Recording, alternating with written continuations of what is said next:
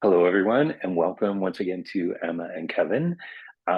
Today, we are talking about your relationship and how you can achieve a deeper connection in your relationship by asking the following questions that we are going to have. And the first question is going to be around, how are you, Emma? I'm good, Kevin, and yourself? I'm excellent. Thank you very much. Really excited to do this again. Yes, So, always.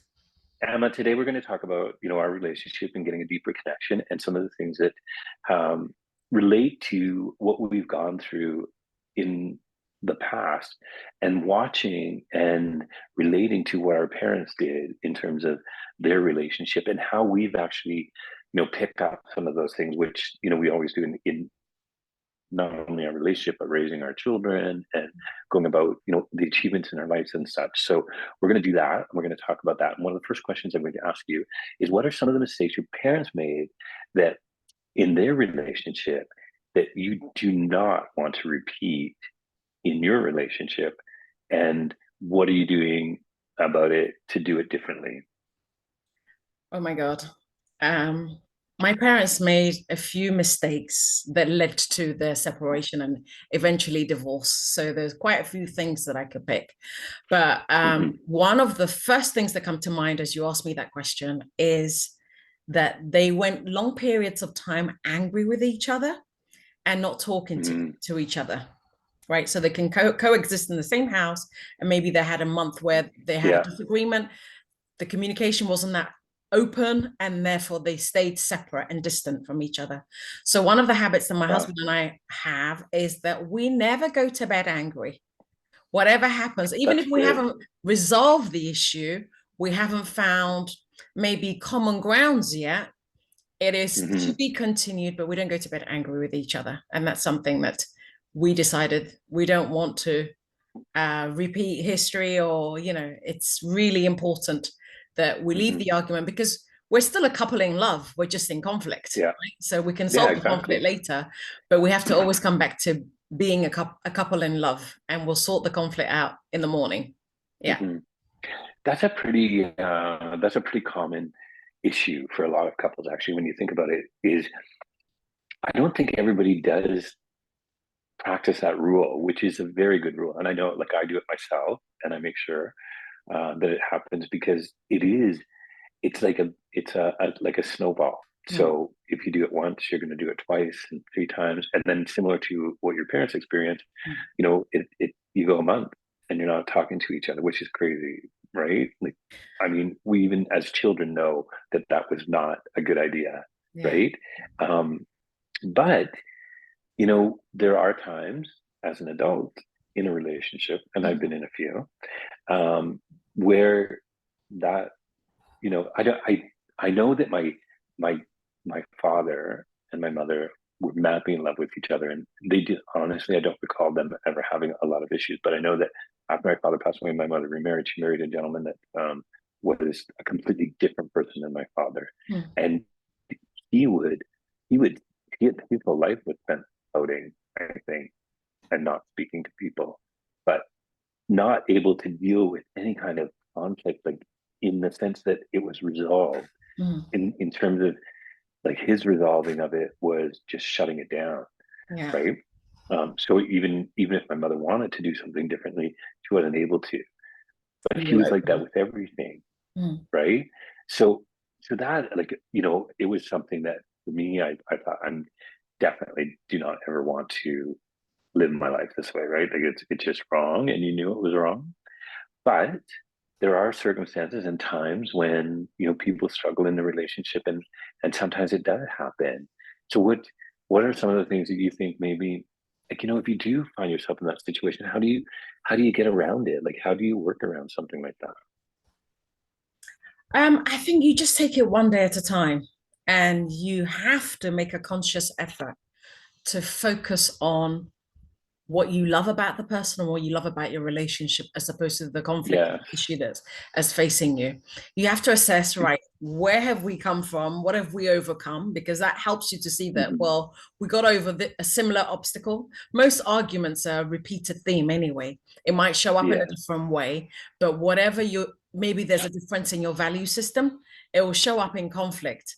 Like some couples Mhm. argue about money or argue about, you know, maybe just lifestyle choices, or something Sure. else. Um, I think if you focus on what's working as opposed to this immediate thing that's not working, that will remind you that, right, then you look at the problem in a completely different angle versus I'm married to somebody horrible and I want to get out of here. I think if we also accept that it's healthy to have an argument and conflict. For That's sure. another thing. Yeah. If you watch movies and read novels and all those things, romance is written in such a way that it's totally unrealistic and unsustainable. I think Mhm. every argument, if you look at every argument as right, this is here to serve our highest good. We're meant to have this Yeah. conversation. We're meant to um, struggle a little bit to find peace, right? Because every struggle brings you closer to growing. But that's only if you're with the right person. If you're with the right person, Mhm. because when you're with the wrong person, the argument is disruptive. That you say completely ugly, mean things to each other. Mhm. Yeah, That that's not good. that it's irreparable. Sometimes certain words you cross over a certain threshold and you can't pull it back. But in every argument, I can stand in the argument and say, I don't like you very much right now, but I do love you. Yeah. And you're and lucky. and it's not that easy that, oh, we kiss and make up or anything like that. It can Yeah. be just literally a hug or an embrace or something, as small as connection. Okay, your little toe can Mhm. touch my little toe. But just to keep the Yeah. connection, right? That we're going to solve this and we're going to make it work. And sometimes it's literally just allowing that thing to pass. If you can't find peace by talking about it and looking at it from both Yeah. Just let perspectives, it go. but its perspective is also an important angle. Like, very often we say, if I were you, I wouldn't have done this, I wouldn't have done that, I wouldn't have spoken. The point Mhm. is, I'm not you. You're not your partner. So you Yeah. can't make judgments on what somebody should have said or reacted or done based on if you were them, what you would have done, because you're not them. Yeah. As you started this intro, the modeling into romantic relationship stems right back from our childhood. There's certain things that we observe from our parents that we need to learn, unlearn, Yeah. relearn, Yeah. make our own. And all of this is like background data that's forming the person's opinion, interaction, Mhm. conflict resolution, everything. So I think if we come from the perspective of also everybody's doing the best that they can with their limited availability and resources, and there's this thing right Mhm. here that's going to make them better for future conflicts, because Yeah. there will be others for sure. Yeah. I agree. I think there's a couple of things with that. Um, I think sometimes too, like when you have an argument with somebody or your partner, and it's very explosive, but it's a really minuscule issue, you know something's wrong, right? And you know it's deeper than that, and that's got nothing to do with it. It's just like, what the hell, bitch? Like, what are you talking about? Like, like, what is that?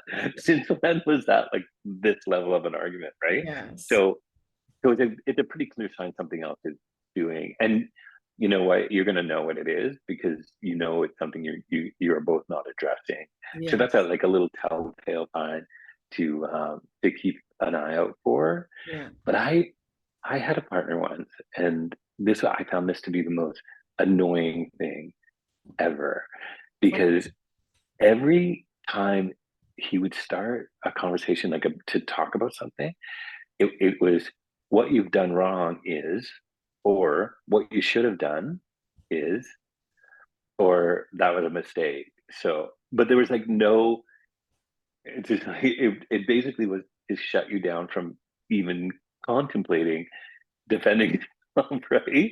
And I found it very annoying, and it was the crutch of a lot of issues. But when I think back to the very short time that I lived with my stepfather and mother when they got married, my stepfather was very much like that. And I remember making a So there's point a of, trigger. yeah, right. And I remember always saying to myself, like, I will never be like this person, like ever be like this person at all. And then I'm like, how could I possibly be involved with somebody who is exactly the same as that person Mm, that I never wanted to be like? And he was like, my ex partner was very much like my stepfather. It mm, was unnerving, like it was just annoying. Not in every way, but he had some of those traits. And and I would say, like, what is causing you to, why would anybody start a conversation like that mm, in such a negative way, right? And he's like, well, it's normal. I go, it's not normal. Like, do you talk to people at work like that, right? Or, so it's kind of, it's a trigger. So there's lots of little triggers, right? And then you make a point of making sure that you don't do that. But even with all of that, I know myself, like I've fallen into a pattern sometimes where I'm just as guilty as everybody that I don't want to be like, right? Like I'm my biggest thing, I think, with my current partner now, I think the biggest thing is detail. Like I leave out a few details about things, right? And Oh, then, like what? Give us an example. Give us an you example. know, just What was like, the well, last it could be detail you like, left out that upset him? probably just like where what my level was with work, right? And I would just be like, because everybody has slow periods and high periods and stuff. And I was going through a slow period, and I'm just like, and how's work? It's good, right? It's good, but it was pretty slow, right? And it was, it's caused by a number of different things, caused by economy, caused by the time of year, those types of things, right? And slacking off and not putting in as much as you should, that kind of stuff. Um, so that kind of a detail, pretty important because it affects your finances and things like that. But also just, how you're feeling like health wise. Like I've had a few pretty major health issues in my life. And, since knowing Stephen, I've had open heart surgery and things like that. So he'll, how are you doing? And, I'm not, he's like, oh, I'm good. Right. Except I wasn't, and things like that. So But isn't that not, our culture and way of engaging? The first thing that anybody asks you, how are you? You want to say, I'm good. Thanks for asking. You don't yeah, really go for into, sure. well, I feel like shit actually today. It's like, oh my God, right? I know you don't want to do that, right? And you want to make sure that you keep it on a positive note, and you're not bringing everybody down, and you don't want to be you don't want to be the bummer in the crowd, right? Hmm. So it's like, yeah, it's all good, right? So yeah, there is that. But so so what we have is people in a relationship. You want to try and do something differently from what you were exposed to as a younger person, and realize the repercussions of what you're doing, and how it can affect you.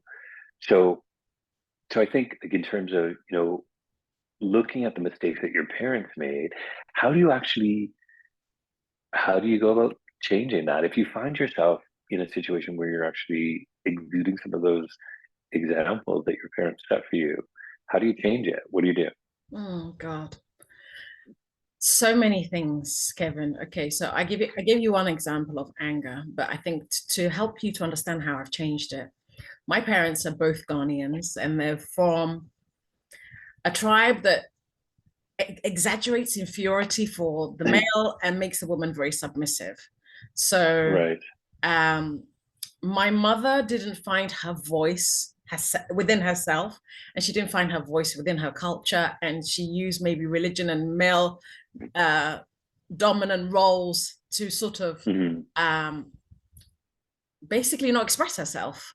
And one of the things that I'm happy and grateful about in my relationship, whether consciously or unconsciously, is that first of all, my husband and I treat each other as complete equals. His feelings, his opinions, his thoughts are valid, Hmm. and so are mine equally. He respects mine equally. I respect his equally. He's Italian, I'm Ghanaian, so we're from two different traditions. However, we celebrate Yeah. those traditions, and very often we infuse both our traditions. We have some core values that are exactly the same. Italians have a massive value for family. So he gets Yeah. used to how much I dine with my family or my family around, vice versa. When I go to Italy, it's all about being around the family and about home.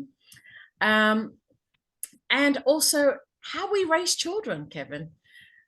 I am so happy that I'm in a relationship that looks very different to my parents because we had a marriage counseling before we got married. And that marriage counseling at the time, because we didn't have kids, introduced a concept that was a Mhm. bit radical for us based on both our cultures also and both our parental experiences, that the course encouraged us to prioritize each other because when mum and dad are okay, the children are okay.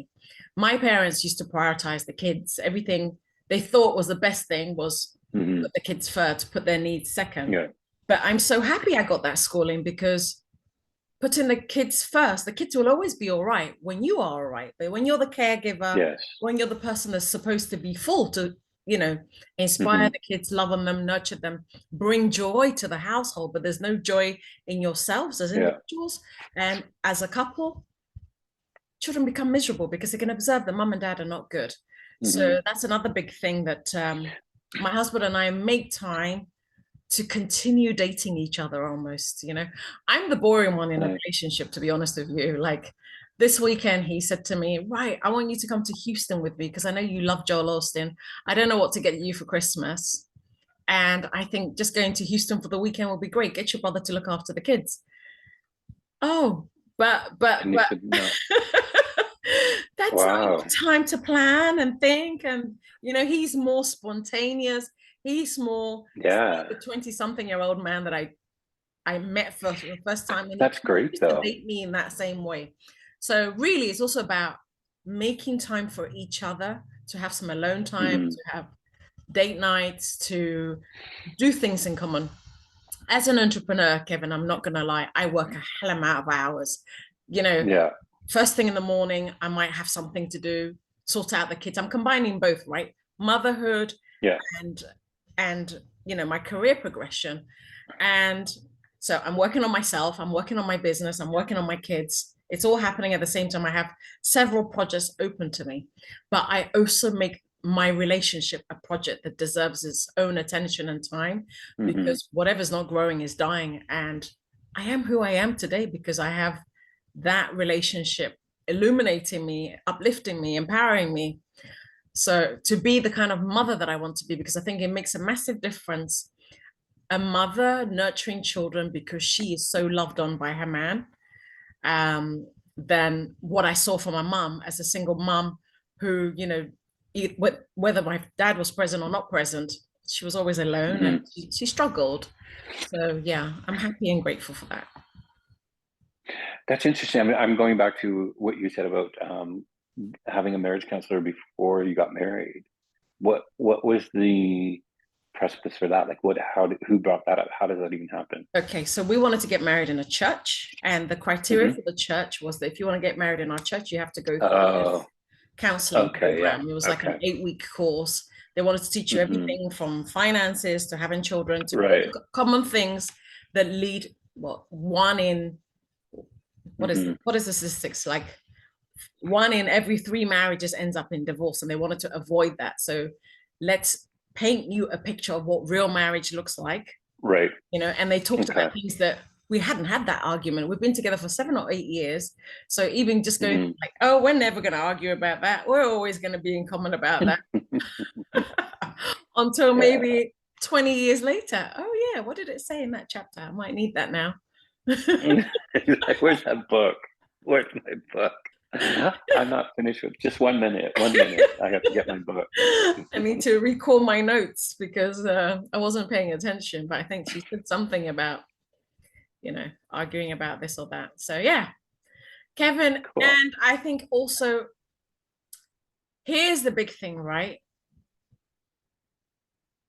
When you're with somebody for a long period of time, as long as I've been married 20 years, I've been with my husband for 27 years. Hmm. He has seen many versions of me. Yeah. I'm not the 21-year-old girl that he met.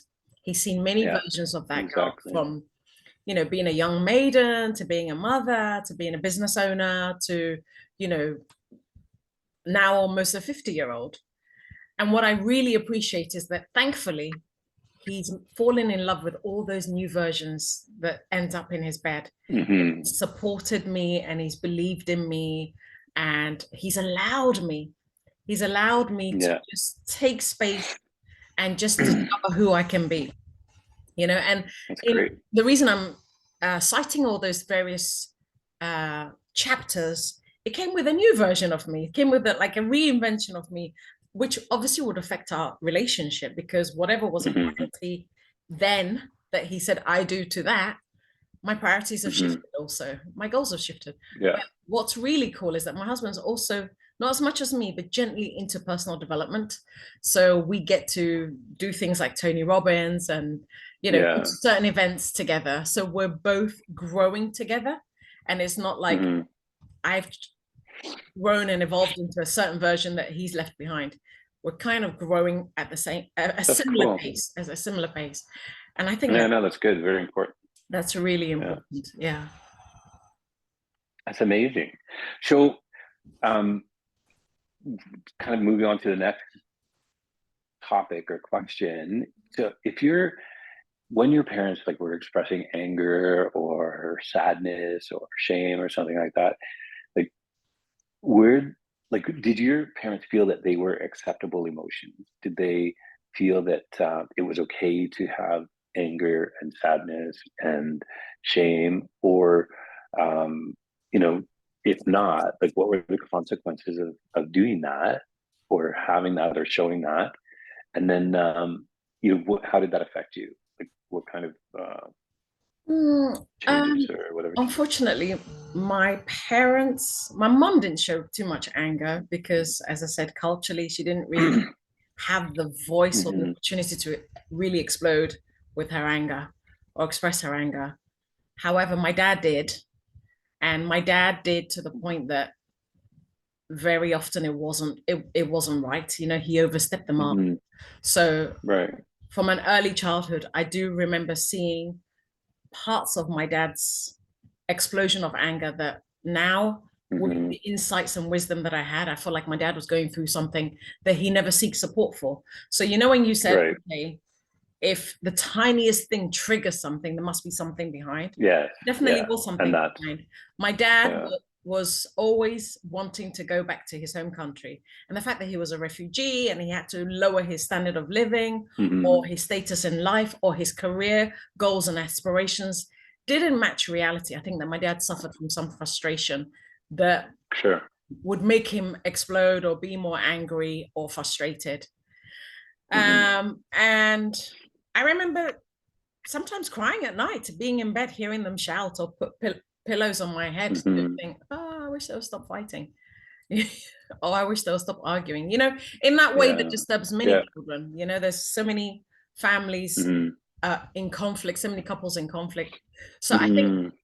I never wanted my children to hear me and my husband Yeah. speaking to each other in that way. Yeah. And thankfully, we've never crossed the mark in that way. You know, Hmm. I've all Yeah. That's I good. don't know if it's conscious or unconscious, but we both don't allow to be Hmm. overthrown by our emotions. And I guess Right. um, going through what my parents went through as an observer, while I was observing, I was also building self-mastery because I recognized that, oh, right, anger, unexpressed anger is not good, but unexpressed Sure. anger to the point that it destroys your relationship is obviously not worth it. There has to be another way to release Hmm. it and Yeah. to channel it to something good. Yeah. So now I can sit in my anger and be an observer of it. It doesn't behold me like, why am I so angry about this? And go in there and audit it and give it a microphone, like what's going on? Because are Hmm. you angry because, let's say, he went through the lights, you know, or is there something else behind it? Yeah. So yeah. That's interesting. I know. I think it's kind of the same. Like, I'm very lucky that I have a really great memory of my childhood, like when my father was alive, and I think that stuck with me a lot. Um, but I know with my stepfather, like no emo, like not um, like never crying, just angry all the time. And at the time, since you mentioned it, at the time I didn't put a lot of weight into it. I just thought he was a big dick, right?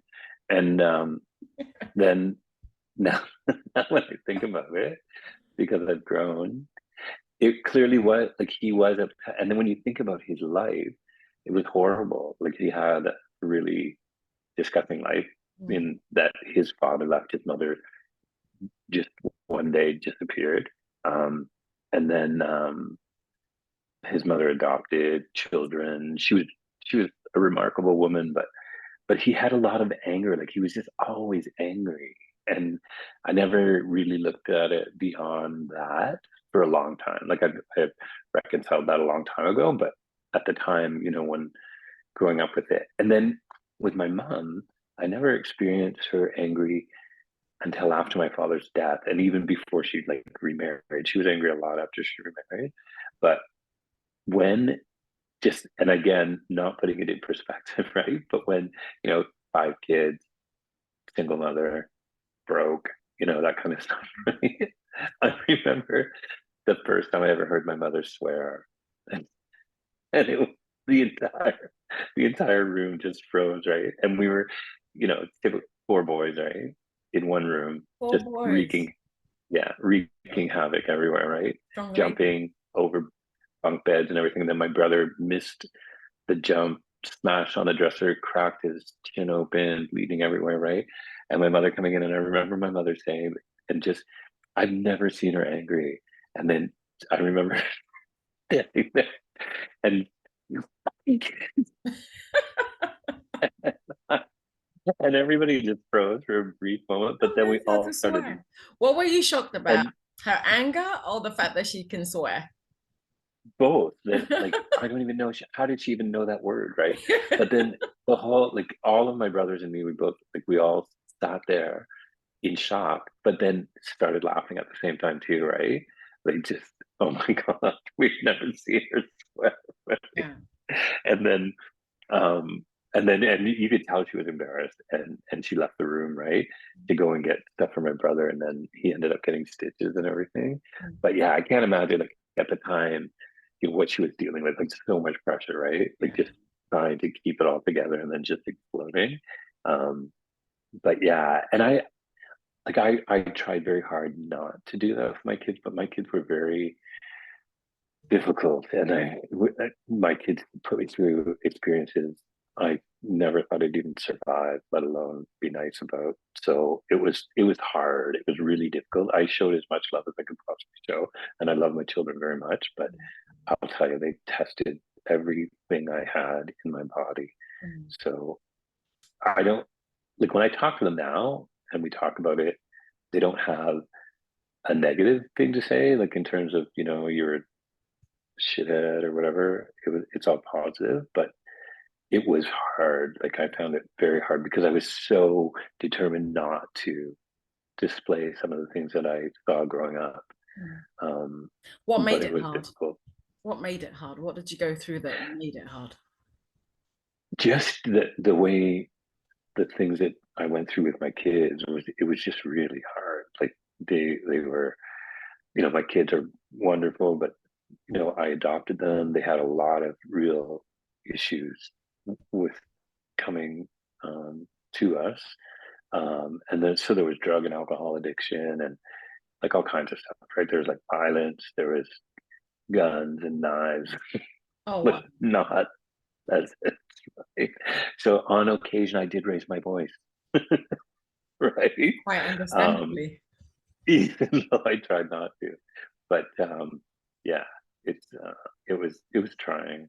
Um, but now it's much better, and it's kind of like a different phase where I can actually deal with that how I want to deal with them and meet up with them, and and have that relationship. We just had to get through all the stuff that they had to go through to get where they are, right? But I never turned my back. I always supported them and was there for them. But wow, that was like the test from hell. It was brutal. When I had my son Julio, and he was about 2.5 years old. I was in a conversation with a girlfriend about discipline and how hard it is to deal with toddlers, especially boys. Mhm.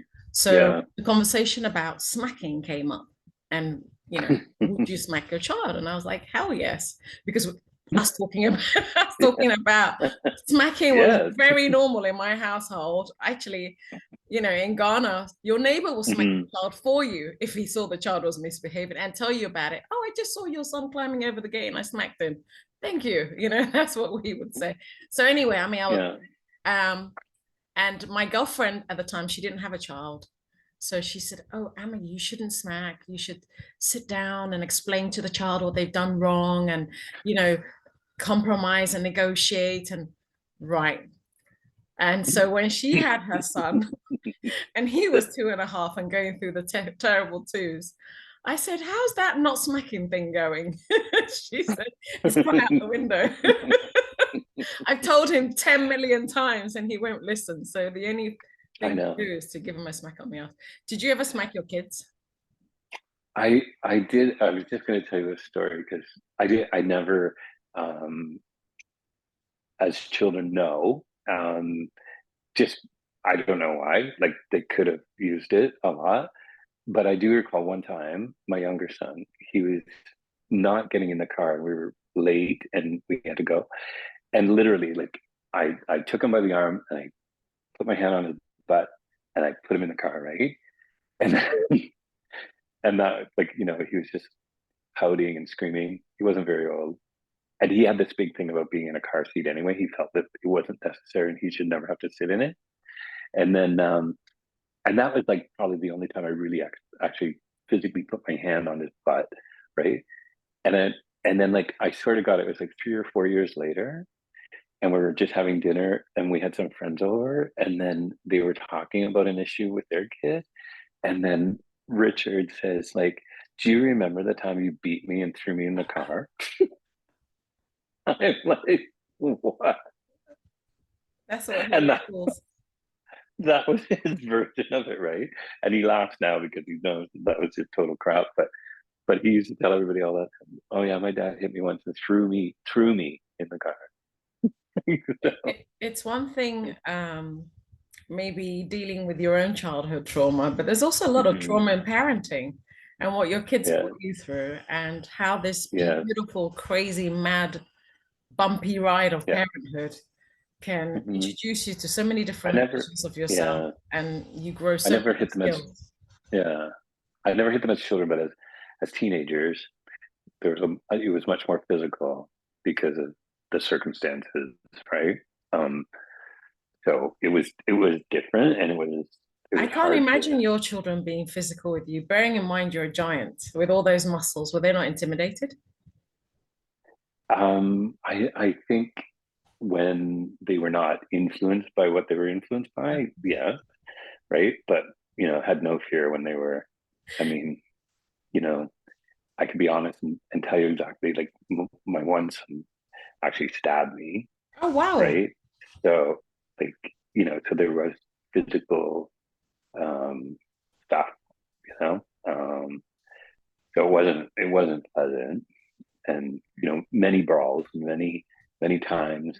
There's it's almost like a movie because my kid, my one son, at one point could not live at home because he was so violent, and then had an issue where we had to call the police, and he had a broomstick in his hand, and I said, he was on the sidewalk, and I said, like, you put it down before the police come because they'll take it as an assault.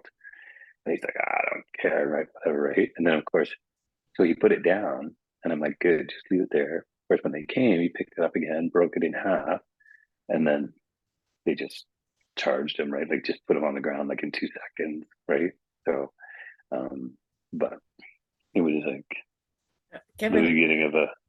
I knew you went through raising really strong-willed children, but I didn't know it was to this degree. And I'm so happy you shared it because if somebody's watching right now Mm-hmm.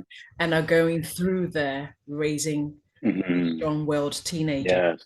first of all, I want to ask you, what got you going? Don't say wine. What Well, kept you going?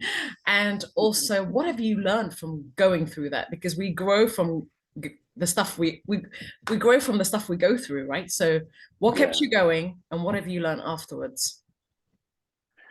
I think so. For a very long time before I had children, I worked with street kids, and I did programs, training programs for them to help them because they would drop out of school and things like that. So I would put them through a program to help them, live independently and try and get jobs, whatever job they could get, things like that. And there was a lot of kids that had a lot of issues, right? Mm. And I will admit at that time I just thought like, it's just bad upbringing or whatever, but it's not. And it just changed my whole concept of it. It's not, people think um, when children do drugs, they do them because they're like everybody else and try them. And sometimes that's all it is. And then Mm. sometimes they can't control what happens, and that's when it becomes a problem, obviously, right? It's not something they choose to do. No child would ever choose to be an addict, Mm. right? Um, but I think, as a parent, I guess they test that love you have for them. And if your love for your child is strong enough, that's what gets you through it, Mm. right? And a lot of prayer to whoever. Like I'm pretty sure at that point I was bringing in them all, like God, Buddha, whoever, Hama, Allah, bring it on, right? Give me help. Really through. Um, and yeah, like whatever it took, right? Mm. And you just did it. And prayed that he would just keep that they the biggest thing was like just like please dear God don't let them die, like that was really that was Yeah. it. And just doing whatever, like I've tell you two really horrific experiences, not to dwell on it, but I had a heart attack, and the night that I had a heart attack my son was also brought into the same hospital for an overdose, Oh. right? Mm. And then I took my son was missing for days, and I found him at a crack house and pulled him out of a crack house. Um, you know, I saw somebody get shot at the front door of our house. Like, not a pleasant experience to go through at all. But you keep going, and then when I think what really gives you an immense amount of strength is when you go to get help from sources like organization, and there is none. You realize you're the only hope they have to Mm. make it, and you either help them or you don't, right? Like I'm not saying it was perfect. I'm not saying that I did everything. Like there was a time when my son had to live on the street because you couldn't help it. He had to go through that, right? But it was, you just did whatever you could do at that time too. So it's it's a test. Like some children can test you, and you know it Yeah. does make you a stronger person, and it makes you realize that you can deal with anything.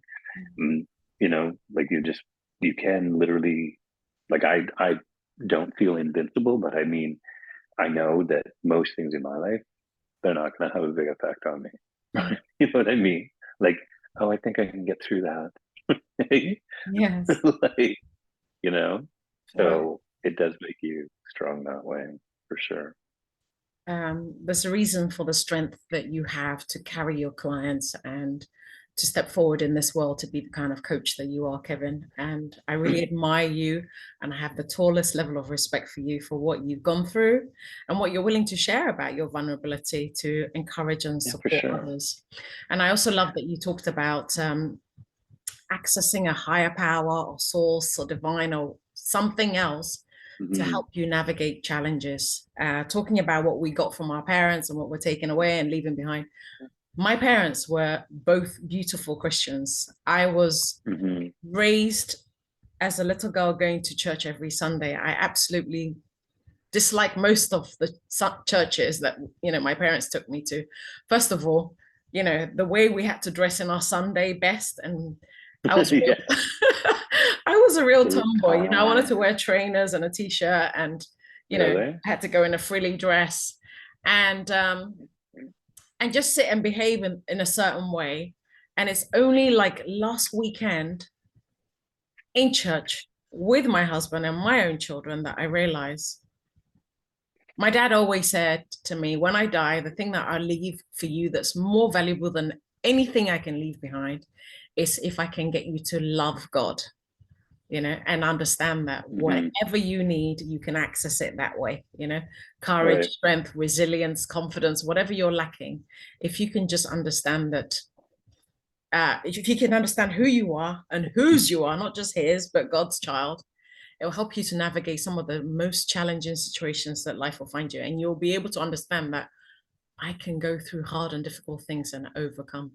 So I love that you learned that, you shared that just now. And I hope people will find it very encouraging to, first of all, hear your story and see, right? Once we see that it's possible for somebody else to overcome hard things, we can also see that it's also possible for us to overcome hard things. And guys, if you're watching and you need support to get through your difficult relationship, whether romantic relationship or raising children, which isn't easy, there's no rule books about it.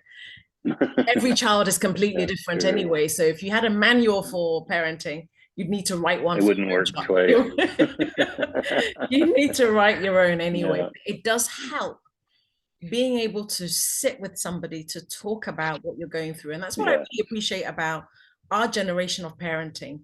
My parents' generation of parenting, their parenting skills was equated to their own personal identity, i.e. if your children weren't doing well, they took it personally, like, oh my God, I'm a failure, or I'm not doing well. But it's all not failure, as we've seen. Whatever you go through, you grow through it. And Kevin and I are here to support you.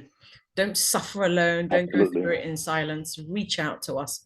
You can send us a DM on our social media or put a comment in the chat, put a comment right here at the bottom of this video, and we'll get back to you. But yeah, Kevin, thank you so much. Always a great conversation. Thank you. I know, always good. All right. Enjoy the rest of your day. Take it easy. Have a great day. Take care, everybody. Bye. Thanks. See you next time. Everyone. Yeah.